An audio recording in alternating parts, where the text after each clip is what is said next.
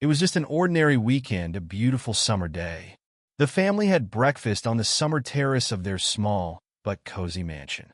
Victor, the head of the family, enjoyed his fragrant brewed coffee while reading the latest news and savoring steaming, fluffy cottage cheese pancakes.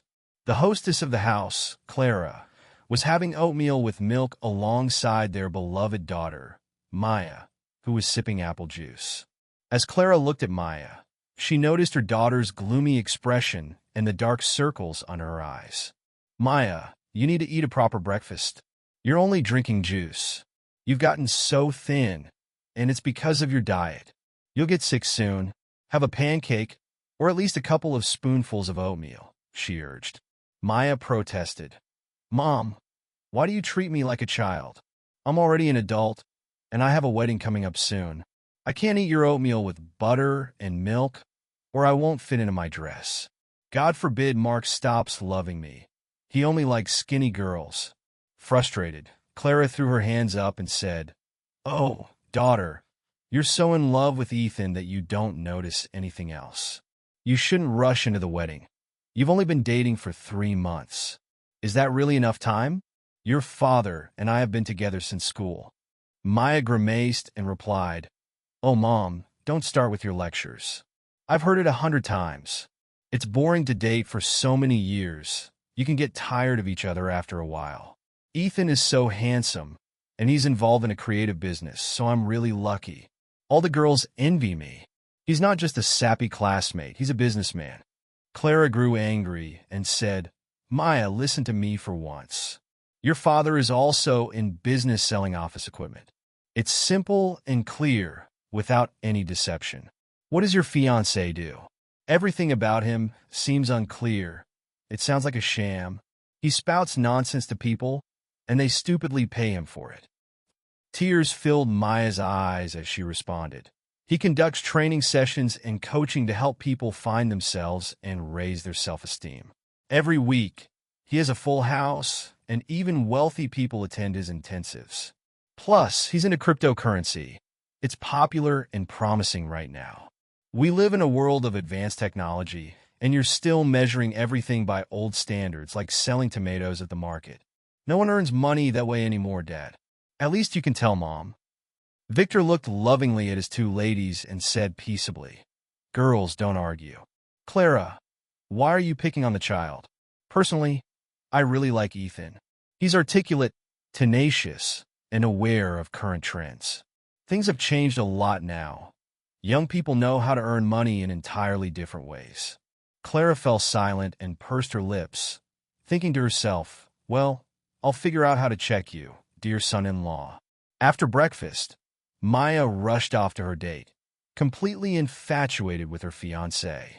Ethan always knew how to charm her, constantly coming up with something interesting. Today, for instance, they agreed to go to a country beach to swim and sunbathe. Maya packed her tanning lotion and sunglasses into her beach bag, not even suspecting anything out of the ordinary. But when Ethan brought her to the beach, she was utterly amazed. He had set up a truly heavenly spot. He spread out a blanket and took out drinks, fruits, and even ice cream. Everything was enchanting, the refreshing water splashing, the wind blowing, and her beloved by her side. Maya felt indescribable happiness, believing that life would always be this easy and magical. After all, they were young, in love, and had their whole lives ahead of them. Meanwhile, Clara and Victor stayed home that day. Victor rarely had a day off from his demanding job, so the couple cherished every moment spent together. They sat for a long time, embracing each other on the terrace, reminiscing about their school years and the time they had spent together. They had been inseparable since school, so there was plenty to remember. Clara had grown up in a poor family. Her father was a vocational teacher, and her mother worked as a cleaner at a roadside cafe. They were paid very little, and her mother wore the same old worn coat and shoes for years. Her father was frugal with everything, and the table was almost always set with fried potatoes or pasta and meat, while the delicacies were saved for special occasions. Despite their struggles, Clara's parents tried to provide for their only daughter. Clara loved her parents dearly and tried to ask for as few toys and new things as possible, understanding how difficult things were for them. Seeing their sacrifices, she resolved early on to become an honor student, get a good profession, and leave for the capital, determined never to repeat her parents' fate. This goal drove her to work hard. From the first grade on, her teacher always praised her, even though her peers disliked her, considering her a nerd and a bookworm. In her class, there was another outcast named Victor. He came from a troubled family, raised by an elderly grandmother, while his parents were perpetually lost in their drunkenness. They didn't care where he was or whether he had eaten.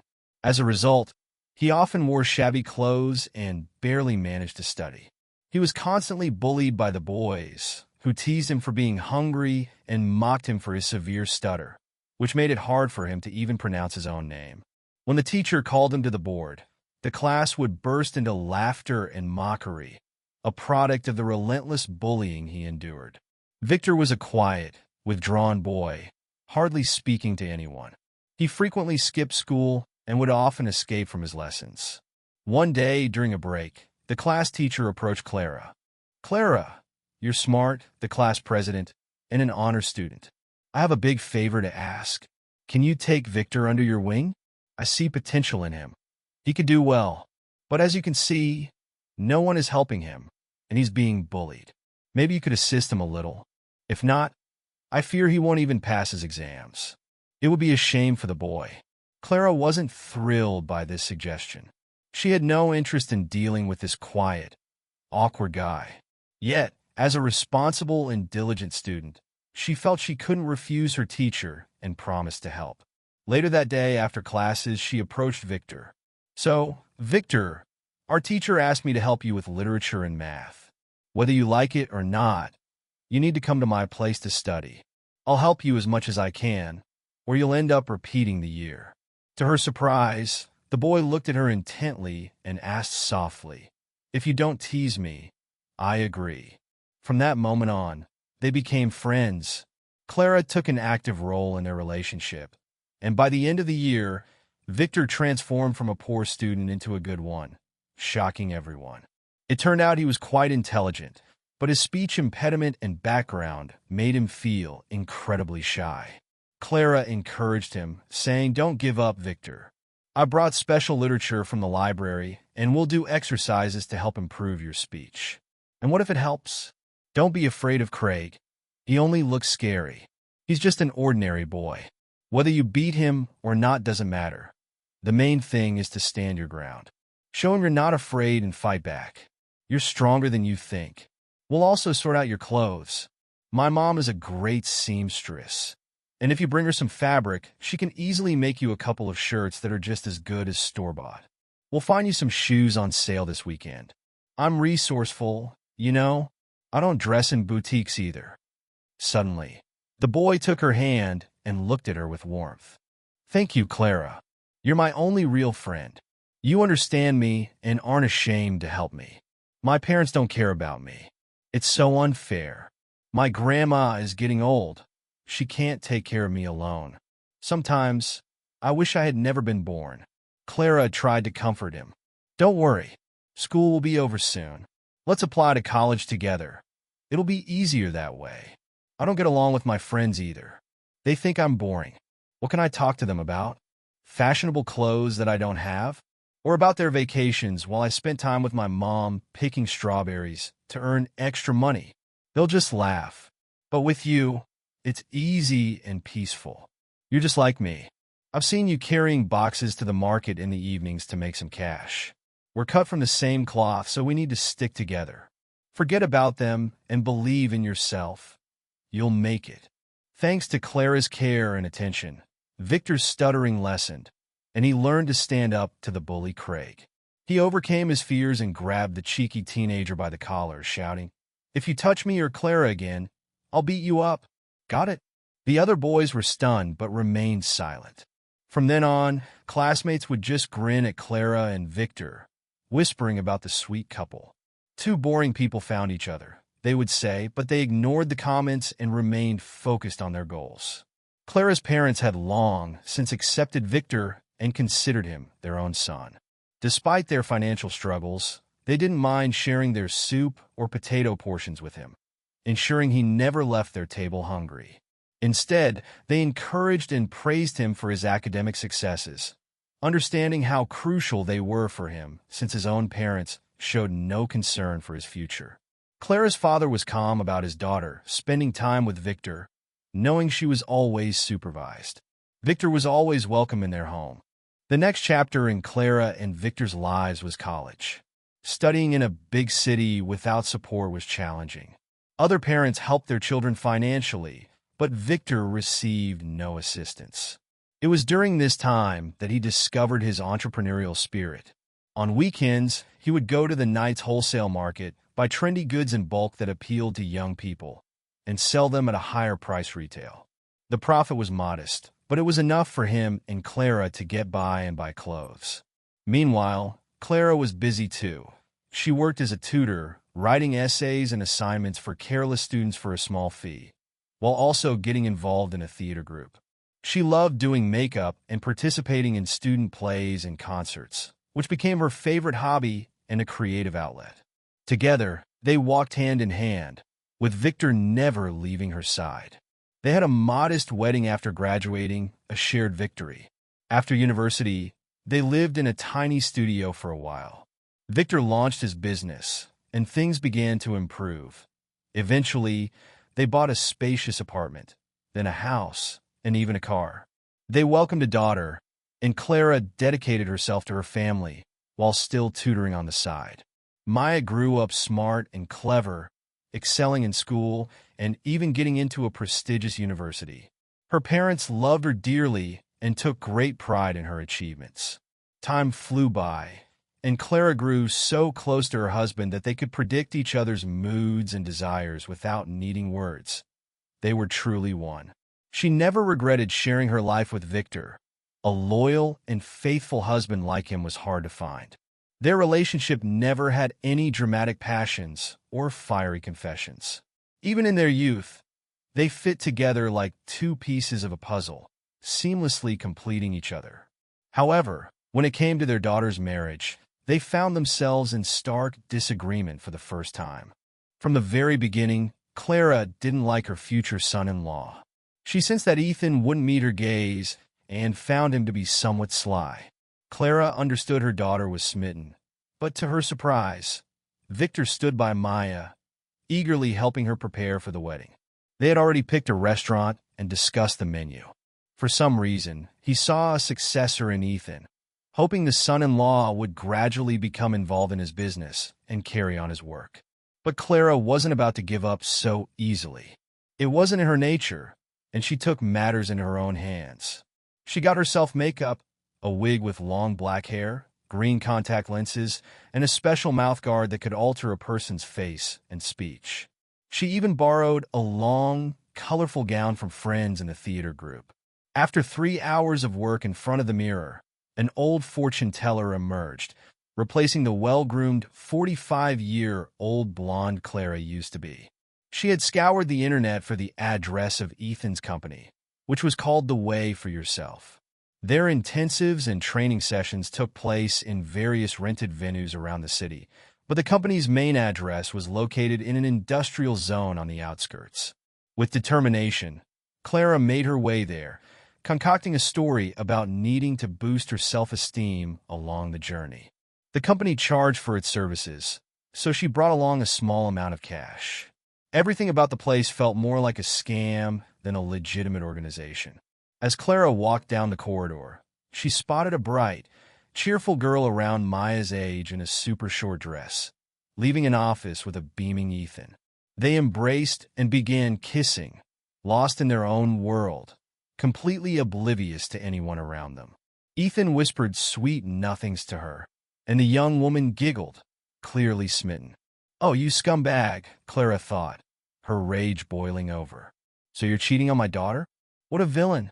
The wedding is in a couple of weeks, and here you are fooling around. I'll teach you to respect women," she said to herself as she walked by, deliberately stomping her feet like an elderly woman would. Suddenly, Clara stopped and locked eyes with Ethan. In a hoarse voice, she said, "Hello, young man. It seems great happiness awaits you. Your destiny is intriguing. Let me tell you your fortune. You won't regret it. You'll learn everything that was and will be." Ethan, taken aback, asked, "Who are you, and why are you here?" With confidence, Clara replied, "I'm a psychic named Juliana. Haven't you heard of me? I decided to sign up for your training because even though I help others and give everything to them, nothing seems to work out in my own life. I'm completely at a loss. Maybe you can help me. I've heard great things about your company and how people find meaning in their lives with you. You must have excellent specialists. So, what do you say? Do you want to know what's in store for you? I won't even take your money.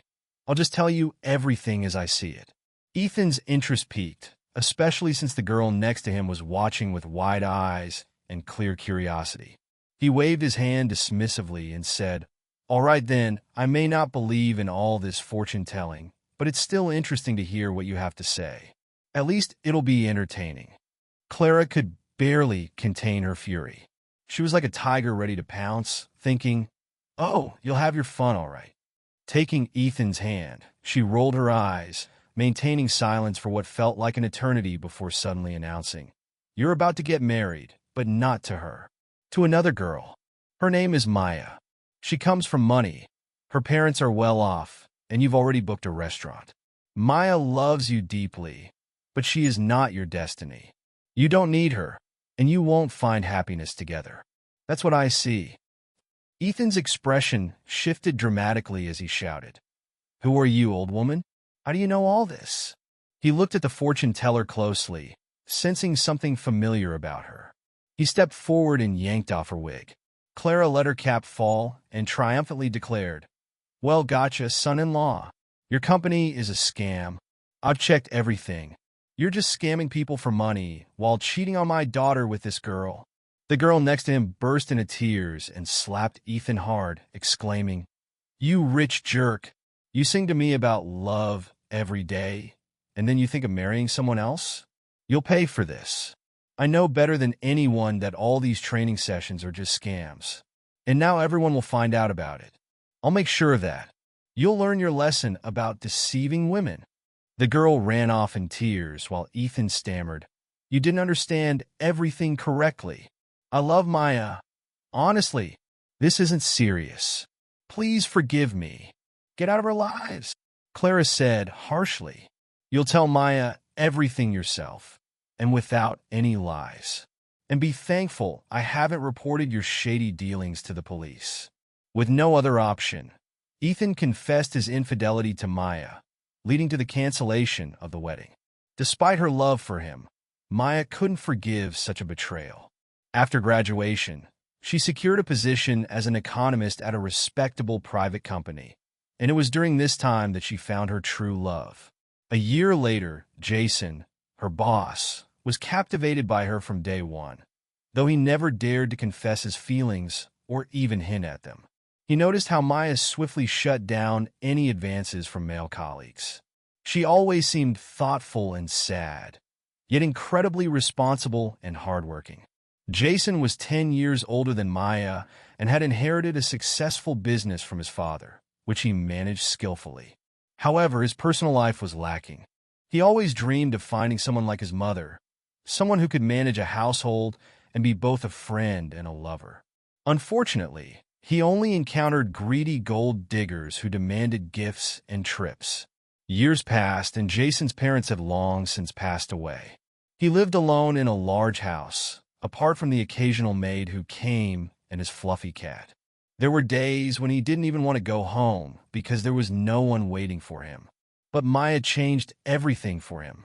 Her serious, slightly sad gray eyes left a lasting impression every time she brought him reports to sign, causing his heart to flutter.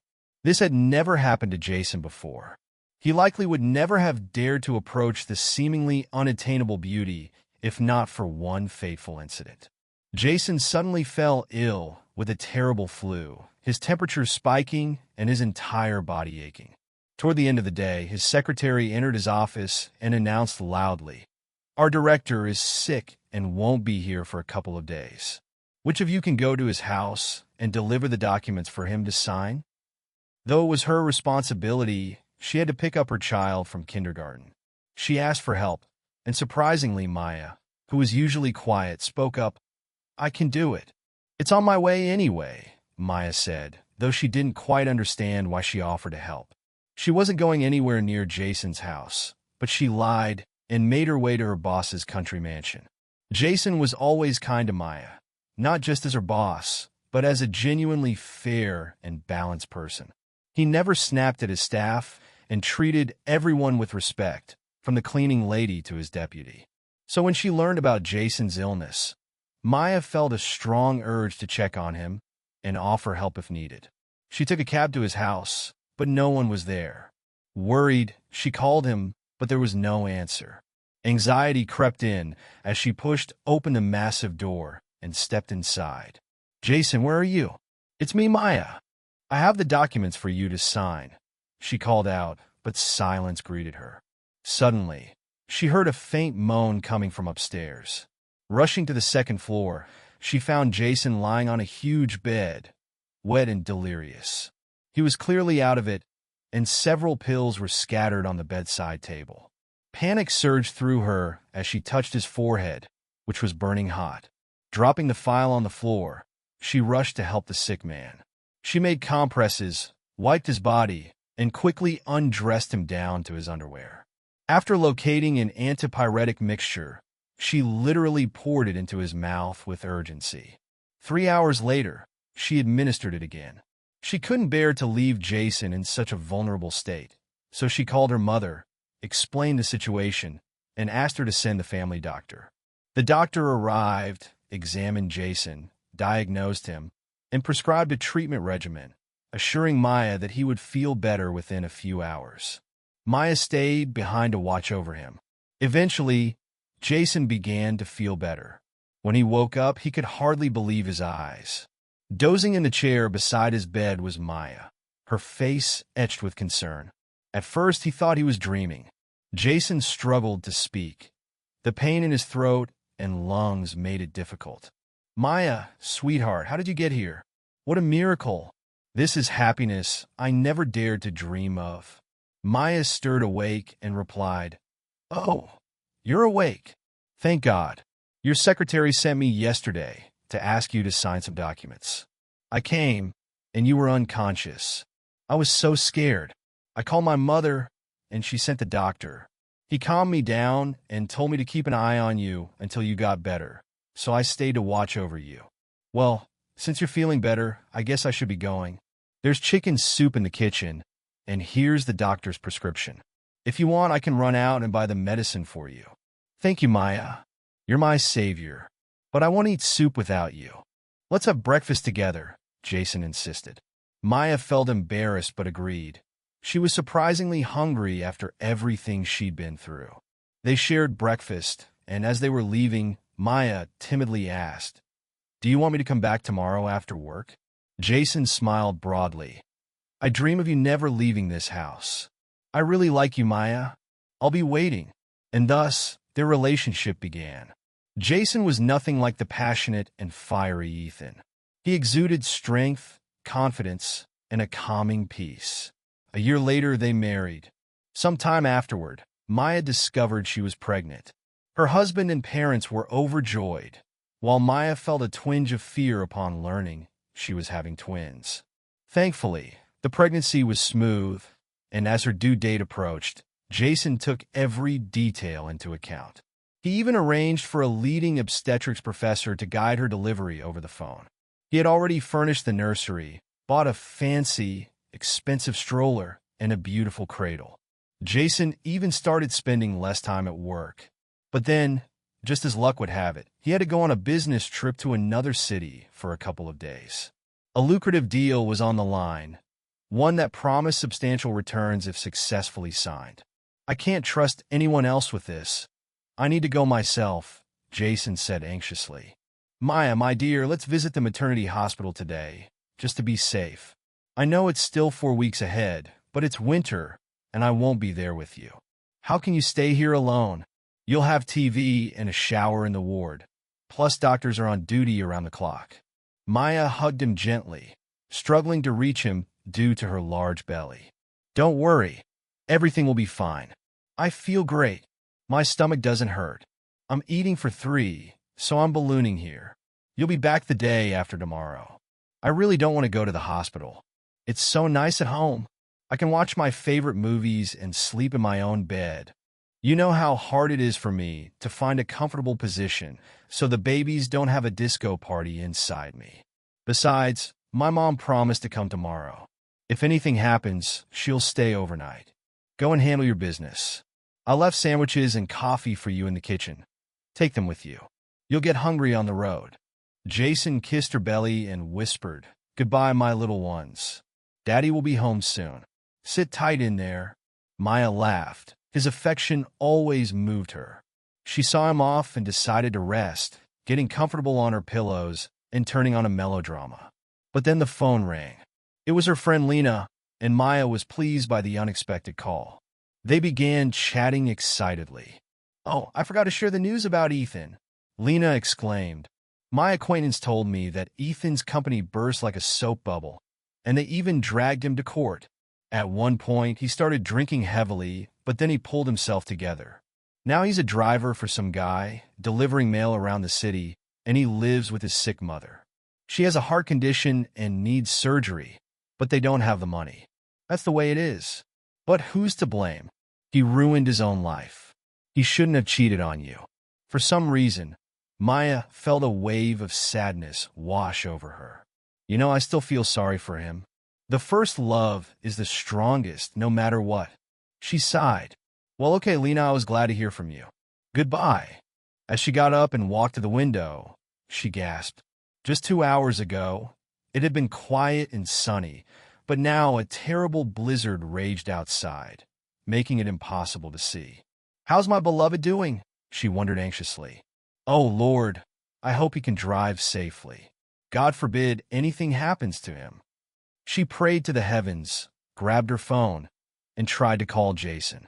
It was important for her to hear his voice, but all she got was, "Subscriber is unavailable." Nervously, Maya began pacing the room, her anxiety escalating.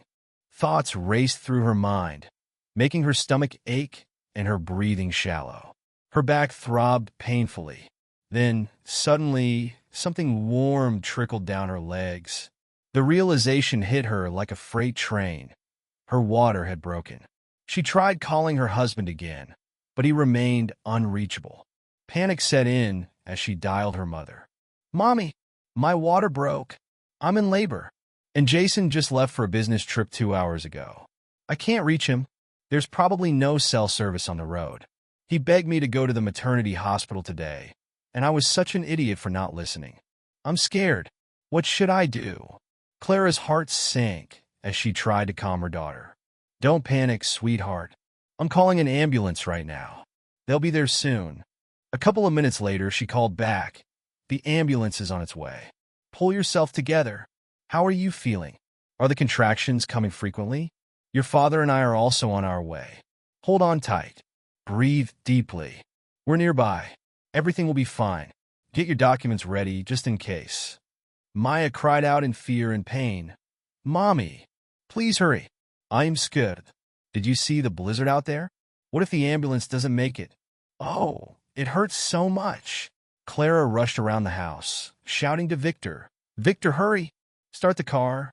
Maya is giving birth, and Jason is on a business trip. I already called the ambulance."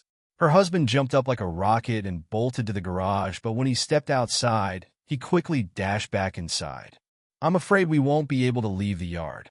The blizzard is terrible out there. Oh, Lord, everything is against us," Clara exclaimed, quickly dressing and running into the yard. The snow was so thick she could barely see a meter ahead. She grabbed a massive shovel and began frantically clearing the snow. "I'll clear the road myself. I'm going to help my daughter.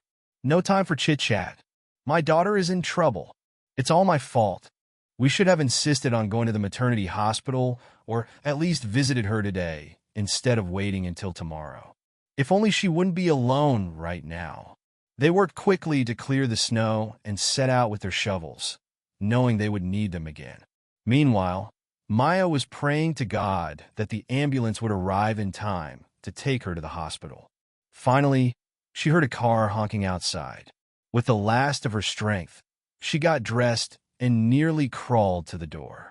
Writhing in pain, she let the medics into the house and collapsed onto the steps. The paramedic remained calm, rushing to her side and helping her onto the bed. "Don't panic. We're here to help you. What's your name? How old are you? How often are the contractions? When did your water break? Don't worry. You're in good hands, and everything will be fine. Breathe out. Good. Now, calmly answer my questions." Maya began to regain her composure and explained everything in detail. The doctor examined her and shook his head. "Okay, labor is progressing. We're going to have to deliver the baby here. We won't make it to the maternity hospital." He glanced at her wide, almost frantic eyes and reassured her. "I repeat, everything is going according to plan. You have no complications. Just listen to me. Don't panic, and we'll get through this together. Where can we find clean sheets and boiled water? Come on, exhale again.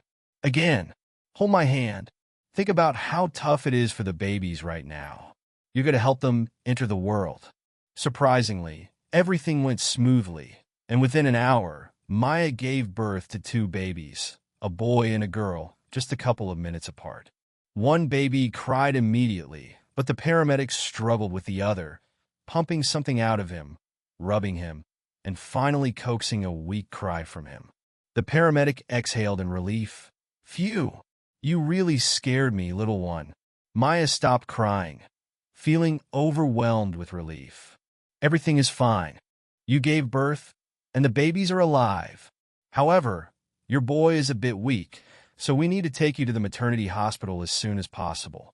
Grabbing the paramedic's hand, Maya said, "Thank you so much. I don't know how to thank you. You're my savior. If it weren't for you," she pointed to the dresser, "I have everything ready for the babies. Just take everything from that drawer over there." At that moment, the phone rang. It was Jason. "Maya, sweetheart, what happened? The connection is terrible. How are you? I missed so many calls from you." Maya broke down in tears again. "I gave birth to a boy and a girl. My labor started prematurely at home. Thank God the ambulance arrived in time and helped with the delivery. Now, they're taking me to the maternity hospital." Jason nearly shouted, "Oh God, I told you to go to the hospital earlier, didn't I? I shouldn't have listened to you. I should have taken you to the ward myself. I'm dropping everything and heading back. Honey, I'll be with you tomorrow. Forget everything else. Thank you, my love, for our babies. I can't believe I'm a dad now." After the conversation, the ambulance rushed Maya and the babies to the hospital. The nurse held the newborns, and Maya finally began to calm down. Well, the worst is over, she thought, relieved that she could finally breathe a little easier. Just then her mother called. "How are you? Where are you?" "Your father and I are digging ourselves out. We can't get on the road. There's a terrible blizzard here. I don't know how we'll get to you in the city." "Mom, I've given birth." "You're a grandma now," Maya replied, her heart swelling with joy. "Please congratulate Grandpa, too." The ambulance paramedic helped deliver the babies, and now they're taking me to the maternity hospital. Clara wiped the snow from her face and let out a loud cry of joy that startled Victor, causing him to drop his shovel in shock. "What happened? What is it?" he asked, rushing to his wife's side. "You're a grandpa. Thank God. We have a boy and a girl. They're taking her to the maternity hospital." Victor couldn't contain his joy. He embraced Clara tightly, planting a kiss on her cheek. "Unbelievable. It feels like I was a student just yesterday, and now I'm a grandpa. 2 grandchildren at once. But my poor little daughter. I can't imagine how she endured all of this alone." However, it soon became clear that it was too early to celebrate. The ambulance got stuck in the snow on the way, and the roads remained unplowed for an hour. The driver and medics, soaked and exhausted, tried desperately to free the vehicle, but the wheels only sank deeper. They had to shut off the engine because it was overheating. The driver attempted to contact the dispatcher to report the emergency, while a panicked Maya kept calling her mother and Jason to inform them of what was happening. Jason, frantic with worry, tried to arrange for a tow truck or bulldozer, blaming himself every second for going on this business trip and leaving Maya alone at home. Clara and Victor, who had just been celebrating, quickly spiraled into panic again. They bombarded the medic with questions about where exactly the ambulance was stuck so they could somehow help their daughter. Inside the vehicle, it was cold and Maya felt the chills seeping in. She hugged her little ones to her chest to keep them warm. Panic rose in her chest. Will they get us out soon? What if they can't? What will happen to me and the children? She fretted. The doctor said my son is weak. We might freeze to death here. Oh, why am I so unlucky? It's one thing after another, all in one day. 2 hours passed, and darkness fell outside, yet no help arrived. Even the calm doctor became anxious, cursing into the radio, frustrated by the indifference of the authorities. Just when hope seemed lost, they spotted headlights approaching through the swirling snow. A small van pulled up, and the ambulance driver waved his arms, signaling for help. A young man in a bulky hooded jacket climbed out of the cab. Without hesitation, he began to assist in pushing the ambulance out. They tried from both the front and back, but nothing worked. Realizing they wouldn't get out this way, he tied a rope to the ambulance and began to pull it slowly with his van. After another half hour of struggle, they managed to free the ambulance. The van driver didn't abandon the medics and Maya. He drove them to the maternity hospital. Since the ambulance had run out of gas, he saw through the window as the medics carried Maya and her children on stretchers into the ward. Only after that did he wave goodbye from a distance and head home. In a twist of fate, it was Ethan, Maya's former fiancé, who happened to be on that deserted snowy road that evening in his old van. He was simply returning home after delivering mail and packages, unaware of who he had helped. He offered his assistance out of compassion for the laboring woman and her newborns caught in such a predicament. However, Ethan got soaked in the process, caught a cold, and fell asleep that night utterly exhausted. He awoke with a high fever, and his elderly mother couldn't bring it down. The next day, he found himself in the hospital with a diagnosis of pneumonia. As for Maya, she and her babies were examined, and everything turned out fine. Her parents arrived, and in the morning, her beloved husband came to see her. The entire family celebrated the safe arrival of the new children, taking turns holding them and admiring their little faces. We have to find the driver of the van who helped us and thank him properly, Maya insisted. If it weren't for him, we would have frozen out there until morning.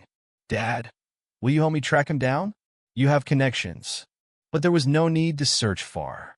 A nurse entered the ward, overhearing Maya and her father's conversation. Your savior is lying in the next building with pneumonia. Such kindness doesn't happen every day. You two are now local heroes. Maya jumped out of bed. Mom, Jason, will you stay with the babies? I want to express my gratitude to him. We owe him our lives, and he caught a bad cold, apparently because of us. In her robe and slippers, Maya quietly walked into the ward of her savior. When she entered, she was taken aback. It was Ethan, her former fiancé, her first love. I can't believe my eyes, he said in disbelief. What are you doing here and in that outfit? Maya sat down on a chair beside him. It was you who saved me and my children yesterday. Thank you, Ethan, from the bottom of my heart. If it weren't for you, we would have frozen on that snowy road. How are you feeling? Maya asked gently. The nurse said you have pneumonia. Ethan waved his hand dismissively. It's nothing. I was freezing and soaked yesterday, but I'm feeling a bit better now. I'm glad I could help you, Maya. It makes up for my past mistakes. I've regretted it 100 times. I've been searching for someone like you to start a family with, but I haven't found anyone yet. Congratulations on your children, he continued, offering a bittersweet smile. Apparently, you found your love after all. Yes, Ethan, I did, Maya replied warmly. I'm married to a kind and decent man named Jason. I'm not angry with you anymore, even though it took me a while to get over your betrayal. But that's all in the past now. Let bygones be bygones. I genuinely hope you find love, get married, and start a family. I've given up on my personal life, Ethan said, his voice heavy. I'm just trying to save up for my mother's surgery. She has heart problems and needs expensive treatment. I'm slowly saving up, but it's not enough. Oh, well, it's my problem. Don't worry about it. Congratulations again, Maya. And I'm truly sorry for everything. Maya returned to the room, feeling a mix of sadness and reflection. She looked at her mother and said, "Do you know who saved me yesterday? You'll never guess. It was Ethan. Life is so unpredictable. I can hardly believe it. He's changed so much. He's not the same person he used to be. Life must have been tough on him. Klarsight. Well, maybe he's not such a bad person after all. Perhaps he's capable of doing good things. We should visit him, Jason." At that moment, Jason felt a pang of jealousy. "What were you two talking about for so long, Maya? I'm terribly jealous of you. Remember, I won't let you go to anyone else. Do you still love him?" Maya laughed, hugging her husband tightly. "Darling, don't be ridiculous. You're my happiness, and I don't want anyone else. Yes, I loved Ethan. That's true. But that was a long time ago. I only realized through you that a woman can truly be happy with someone who cherishes her. I do feel sorry for Ethan, though. He lives with his sick mother and needs money for her operation. It's so sad." Just then, the babies woke up, making adorable faces as they searched for a nipple and began to cry. Jason picked up the boy and held him close while Maya fed the girl. He admired how beautiful she looked while breastfeeding, watching her face light up with love.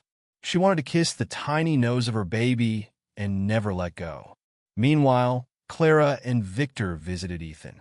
They talked and reconciled, letting go of their past hurts and forgiving each other. At a family meeting, they decided to help Ethan's sick mother by covering the costs of her operation. Everything went smoothly, and the woman recovered well. Victor hired Ethan as a manager, recognizing his good business sense. Ethan's personal life improved too. He met a lovely, modest woman named Sophie, who worked as a saleswoman in a supermarket. Maybe after his conversation with Maya, Ethan finally let go of his past and stopped searching for someone like her. He remembered his mistakes and was honest with Sophie about his life. He enjoyed her homemade soups and pies, appreciating her plumpness and freckles. They often took walks in the park alongside Maya, Jason, and their children. The two women found common ground and became friends. Their acquaintances and old friends were amazed at how fate had intertwined their lives. But Maya and her parents believed that everyone deserves a second chance. After all, we all make mistakes and commit acts we later regret. The most important thing is to realize those mistakes, change ourselves, and learn how to ask for forgiveness. And to forgive. Just stay human. That's the whole secret.